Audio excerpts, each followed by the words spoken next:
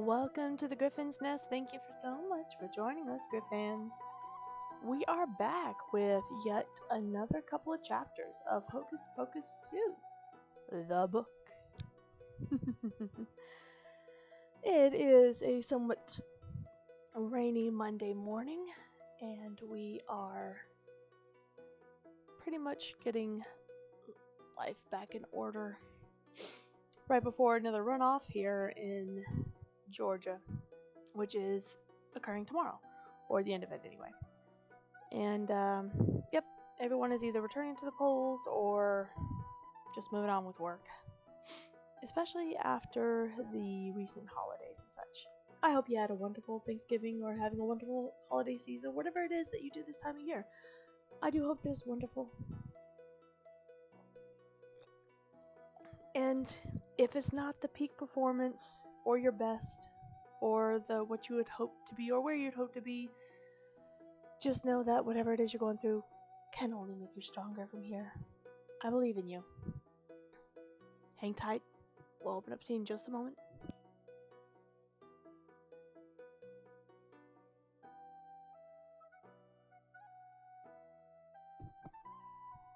Oh, that's a bit too blue. Hey Google, purple light, please.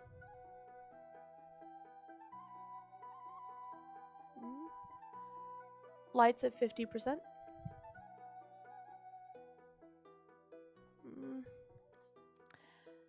Yellow light, please. Okay, I think we'll keep at that. Thank you. Alright. There we go. Hi. There we are. Welcome back. How's the lights? That is a really bright light. Whew. Hey, at least I know where you're at. Alright. Without further ado, we'll go ahead and continue the story. And it seems to be working out pretty well that we pause or bring down the music during reading. So we're going to do that as well. And as said in chat, you are currently hearing Medieval Tavern Music, Midnight Inn, the Fantasy and Celtic Collection by Ravensgold. Just released yesterday, December the 4th, 2022.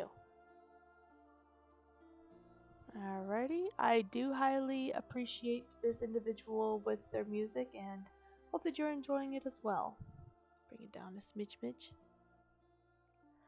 Alright, negative 33.3 decibels should be just fine. Alright, bringing down the music.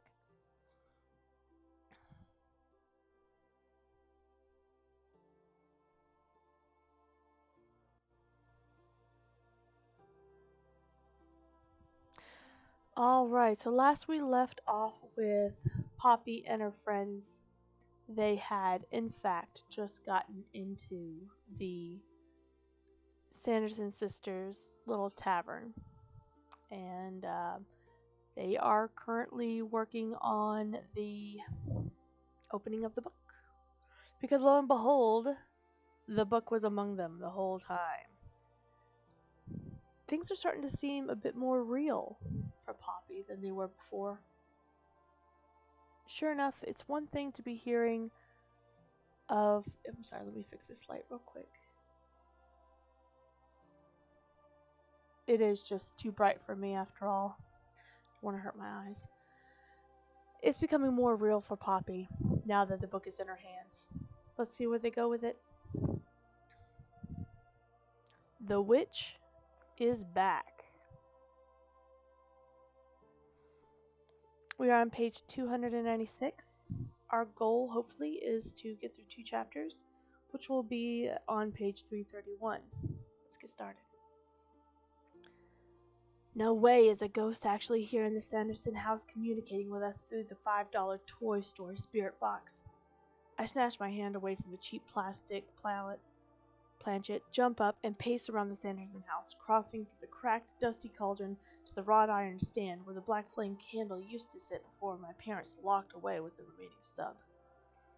I don't believe in ghosts and witches like my parents do, but if I did, I'd know that this is exactly how one could get free. I take a deep breath. Stop freaking out. Poppy, you okay? Isabella sounds genuinely worried for me. You're moving it, I say to Travis. Good one. I take off my basic witch hat and run a hand through my long, dirty blonde hair before putting it back on. I'm not, Travis says, where he sits. Cross my heart and hope to...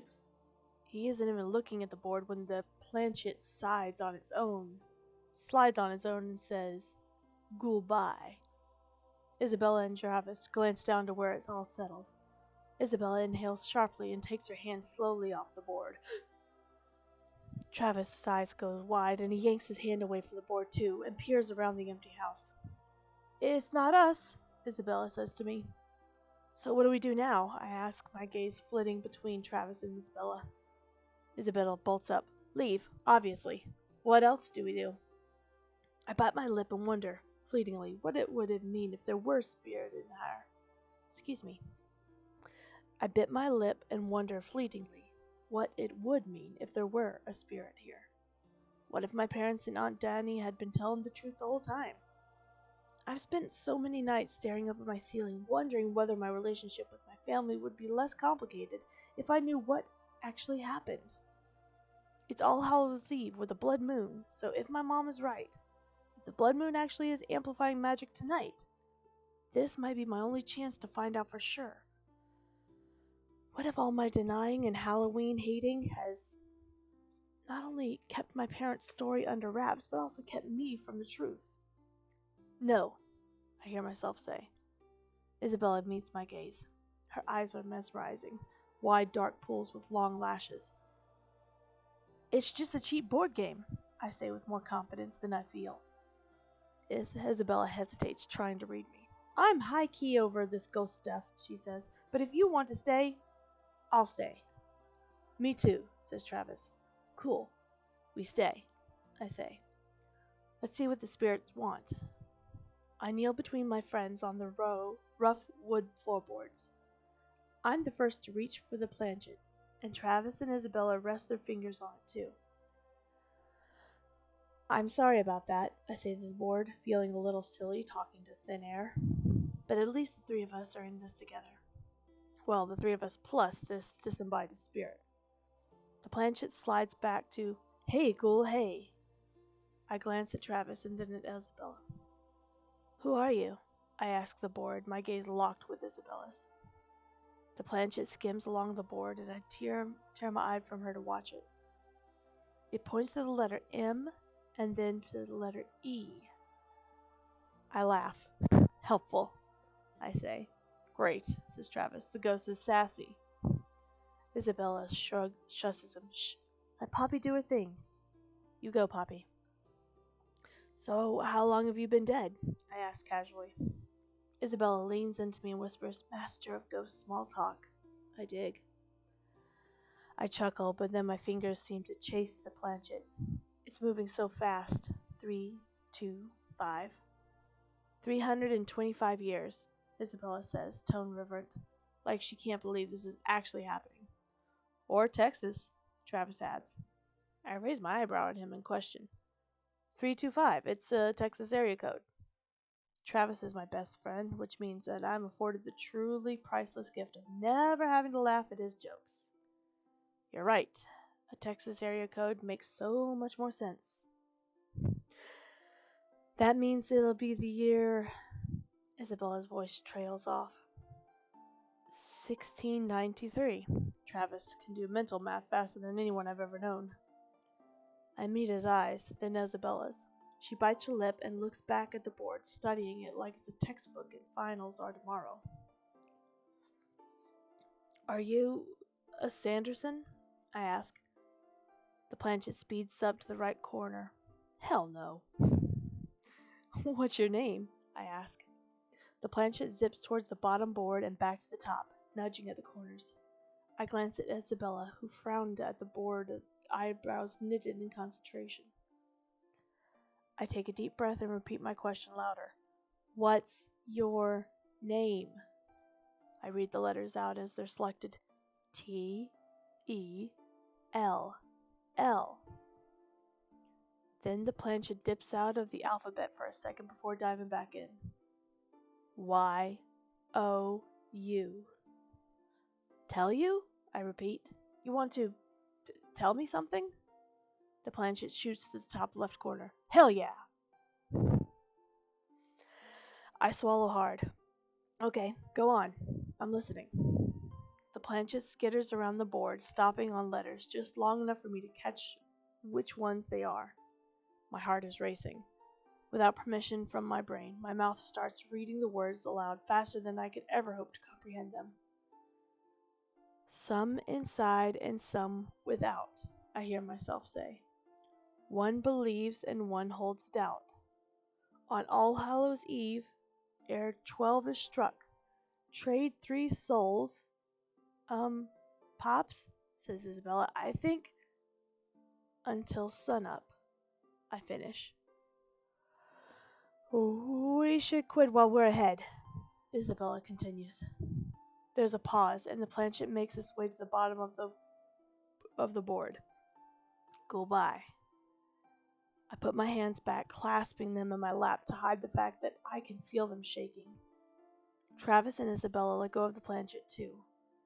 Isabella looks around the Sanderson house as if she's afraid something is about to happen. What the heck was that? I ask. The spell book snaps shut of its own accord, and we all scream. Then the planchette shoots off the spirit board and skitters across the room and under a cabinet.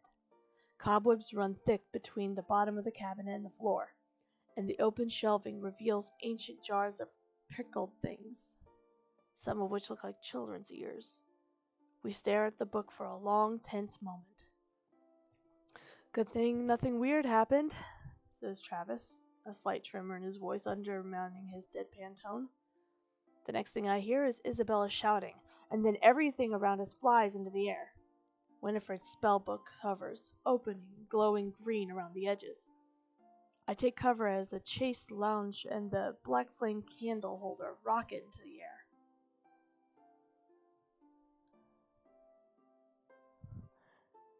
Got a little spooked there myself for a second. I thought I heard something in the headset. Like something flying and heavy. Surely it came from the music. The display case for Winifred Sanderson's spellbook flies up, as well as a wooden dining table and boxes of crap from the tinky counter. A strong wind whips through the house, swirling the spirit board, witch-hatted black cat plushies, and my own witch hat, Sanderson's sister's postcards, and other debris. Drawers and cabinets snap open and shut like loud, hungry mouths. An animal lunges at me, and I scream before realizing it's a stuffed and mounted squirrel, jaws frozen in an open, angry hiss. It bounces off my arm and flies away, back into the whirlwind. Travis and Isabella shout and raise their arms to protect their faces from flying taxidermy. It feels like the room is spinning. The wind tugs at my hair, winding it around and around, the air twisting it in a vortex. My camera flies off from around my neck. I grab the strap, preventing it from soaring away completely. The floorboards jump, making me shriek, and an unnatural lime green light shines from beneath them, as if someone's running neon bulbs under the house. What do we do? I yell over clattering and crashing. I'm going with the obvious answer and say we angered the big dumb evil spirits, Pops, shouts Travis. There's a crack of thunder and bright burst of yellow lightning that seems to be coming from inside the house. A crash nearby, not from thunder this time, makes me jump. I peek up to find that the dining table has landed miraculously on its feet beside me. I reach for Isabella and wince from the shock of electricity that passes between our hands. I drag her under the table with me. Travis, I call, get over here. He scrambles over and joins us. Don't have to ask me twice. Then the air goes perfectly still, and all is silent for a moment before the airborne debris showers down around us at once. It thumps and patters against the tabletop overhead, including the 2 skeleton cages, which roll onto the ground where they rock and teeter. The 3 of us cluster closer together, trying to avoid the falling fragments. The spell book slams shut and lands at our feet, and Isabella quickly snatches it up and hugs it as if to prevent it from opening again. And then the whole house goes silent once more. I can hear us all breathing heavily. What was that? whimpers Travis, and his eyes darting around wildly. He looks at Isabella. And where the hell did you get that spirit board? Grim Grinning Ghosts and Sons? Hello, did you not see where the spell book was floating in the air and glowing? She retorts, waving the book. What spell did we just read? I ask. Not only am I going to take a breath and a chance to drink some water, but I'm also going to say, I'm pretty sure I know what's about to happen. Possession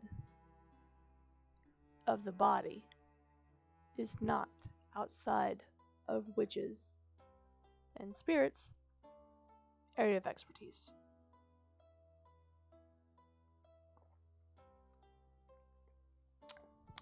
This is one way to make a believer out of Pops, I suppose. Isabella cautiously opens the book and rifles through its pages, then stops. An exchange spell? She says. What's that? Travis asks. So let me get this straight. We read a spell from the book. How did the spell from the book, I say, my heart is still pounding, partly from the adrenaline and partly because I know this is all my fault. The blood moon, the spell book, the stupid spirit board. I never should have offered it to take my friends here and perform a spirit summon. Ever since I can remember, even when I was just a little girl, I've done everything in my power to make sure no one else heard the story my family told me. The story that they swore was true. And now? Isabella opened her mouth to speak, but she freezes when we heard the wooden slates of the front porch creaking under slow, deliberate footsteps. Isabella shuts the book and presses it into my right side, and Travis clings to my left arm. We're all shaking like leaves. I pray it doesn't give us away to whoever or whatever is about to enter the house.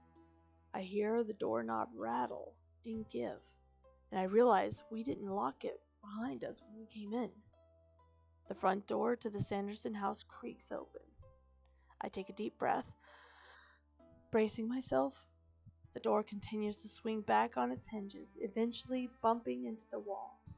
The figure in the doorframe is towering and backlit, with a bushy crown of fire-red curls haloed by the toasted moonlight. It can't be, can it? Try to get into the loft and down the water wheel, I whisper to my friends. I'm not about to die for you, Travis whispers back. Shh, Isabella hisses. She's gone from terrified to observant. The figure steps into the house, floorboards thudding beneath heavy shoes. It pauses, looking slowly around as if trying to remember exactly where it left something precious. 2 more sets of feet thunder up the steps, and I scrabble towards Travis, gesturing for him to move. But it's too late. Lights spring on. Travis shrieks, Isabella winces, and I flip over the table to create a barricade. Dust goes everywhere, including up my nose. Poppy, what are you doing? I stand up, hacking and spitting. My parents are in the open doorway. Aunt Danny in front of them, dressed as the Queen of Hearts with high, drawn-on eyebrows, dramatic blue eyeshadows, a huge red wig, and an extravagant dress. Mom's platinum blonde wig looks more frazzled than at the party, but the blue lightning bolt across her red eye and cheek is in perfect glittery condition, and her short structured black dress didn't rumple at all on the car ride over.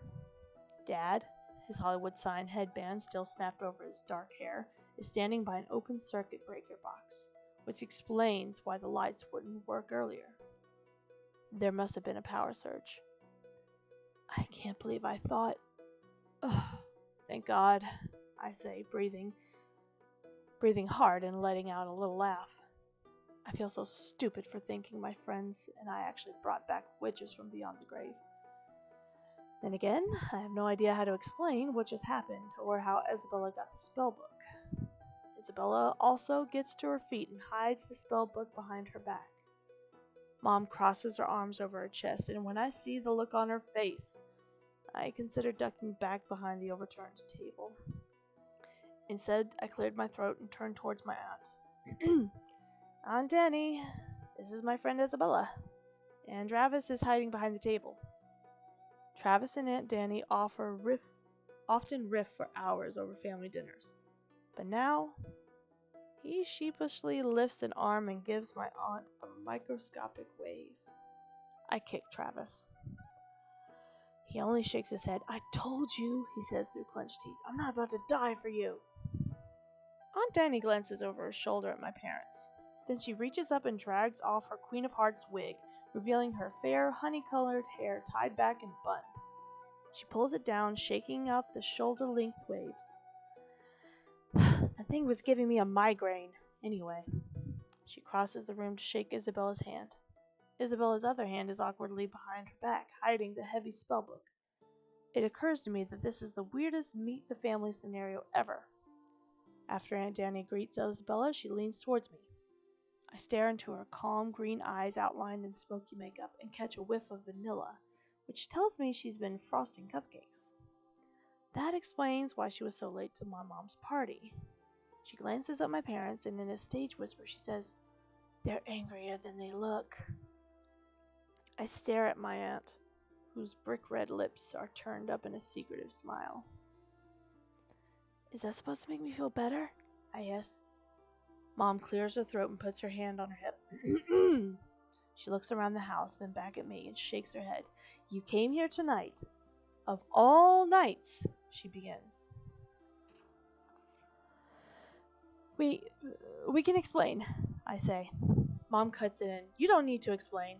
I overheard Katie Taylor telling her friends how lame it is that you went to get spooked at the Sanderson house. She pauses. Not that I think you're lame, but I am still upset with you. And just what have you done to this house? I look at my parents, searching for the right words. I really don't know how to explain what happened, but I'm sure there must be some non-supernatural explanation. I'm not about to go down the same paranoid rabbit hole as my family. There was a windstorm, I say, but you're here now and everything seems fine? Even I heard my voice go up an octave at the end. A windstorm? In the Sanderson house? Asks Mom. On the night of the blood moon. Travis stands up and then quickly surveys the debris strewn about the room. Mrs. Dennison, he says. Mr. Dennison, I am so sorry. There was a cat, and we were afraid it was lost. And we chased it through the gate without even realizing where we were. And it's super obvious he's cobbling his lie together one piece at a time. Do you know how surprised we were to end up here? He continues. I've never personally been so surprised. Oh, excuse me. I apologize. For some reason, I was thinking that was Max speaking. Let me go back and try that again, because it's in fact Travis. Do you know how surprised we were to end up here? He continues. I've never personally been so surprised. Mom looks shaken by the talk of a cat, and she takes Dad's hand. Poppy, what exactly did you do? She asks me, studying the wreckage. I almost wish the green glow beneath the floorboards would return and swallow me whole. We may have found the spell book and tried to summon the dead. But it didn't work, I say. I'm sure it's just drafty in here. Or something. Oh dear. Let me brace myself a bit, folks.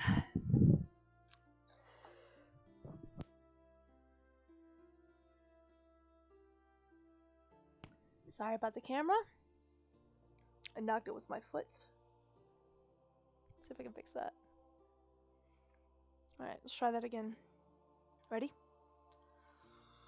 The spell book? Mom gasps. Where is it? Isabella pulls it out from behind her back. Trick or treat. Where did you find it? Mom whispers, shocked.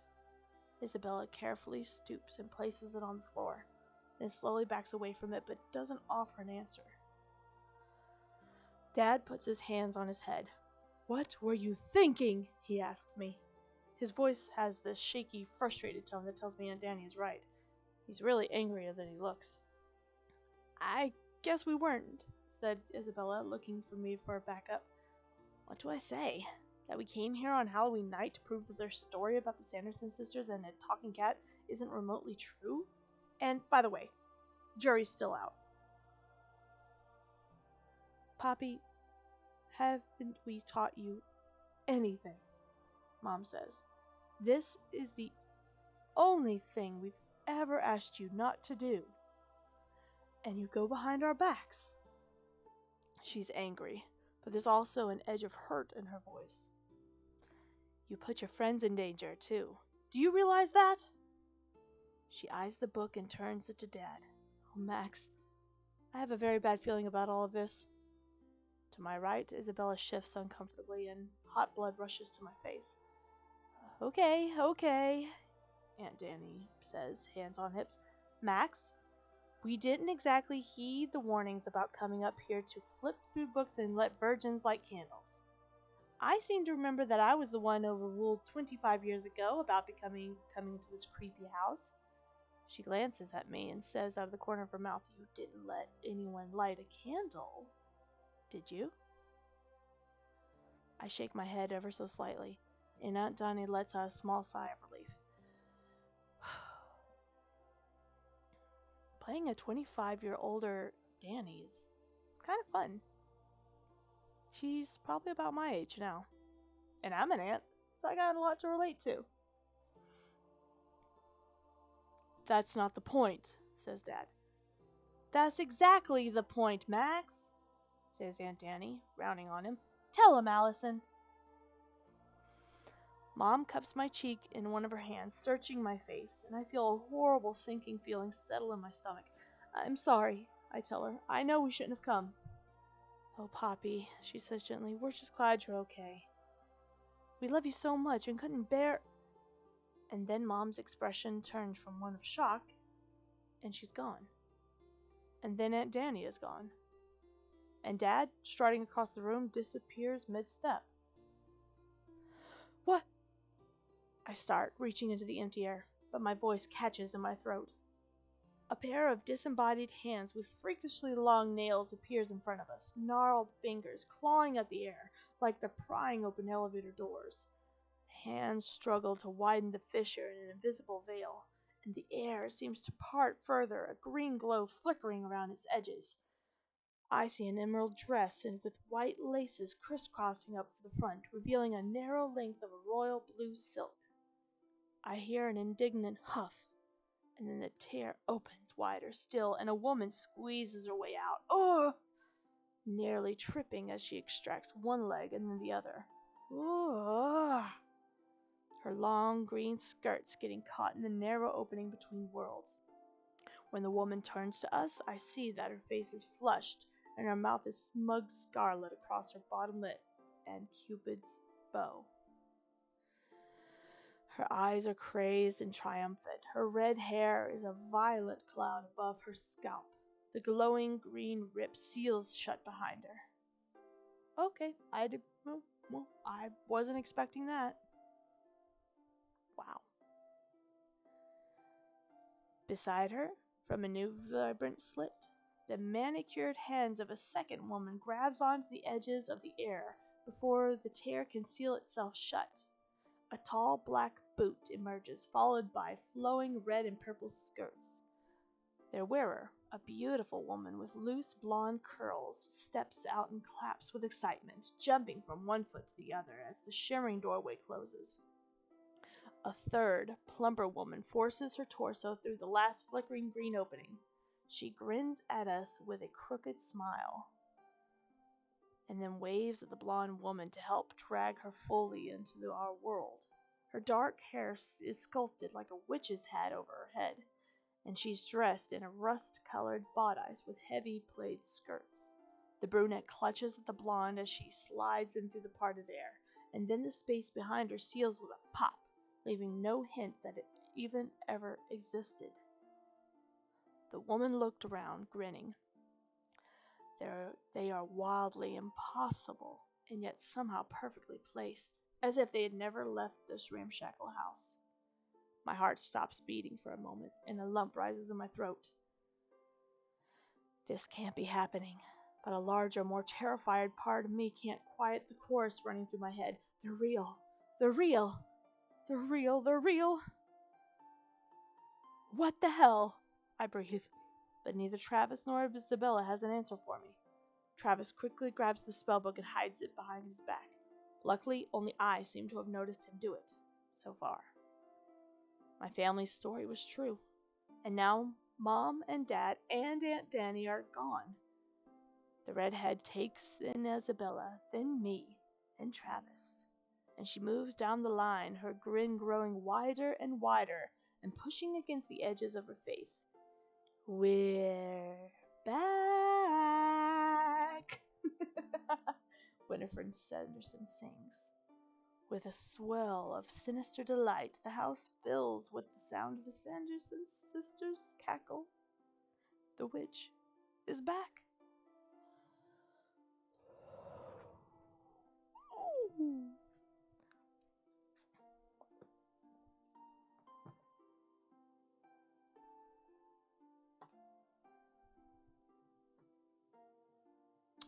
So, I like Aunt Danny. Didn't get to speak for her very much. But I find myself channeling how I would react to my big brother, who, a lot like Max, is a big protective brother bear and daddy bear. And yeah, but I like how she came to try to help Poppy and reminded her big brother that, hey, let's hear her out and see if we can figure out what happened. Unfortunately, she was thinking that history might be repeating itself. She asked about the candle. I personally thought that Poppy, Isabella, and Travis were going to be possessed. That's what I was thinking about the exchange. Or heck, where would the story have gone if it had been Travis, Isabella, and Poppy that had been replaced? And then Mom, Dad, and Danny walked in to find the Sanderson sisters there. That would be a whole different story. But then again, we wouldn't have Poppy's perspective here. Just saying. This worked a little bit differently. I guess the spell is who's ever next to walk in through the house would be replaced by a Sanderson sister. Up to 3. I will continue reading at a later time and leave it there for now, because I'd like to ponder this a little bit more, and I'd like to take the book with me to read the next chapter. I have an idea, a strong idea, that more help's on the way, and from some particularly helpful people that I've been waiting to hear from since the beginning.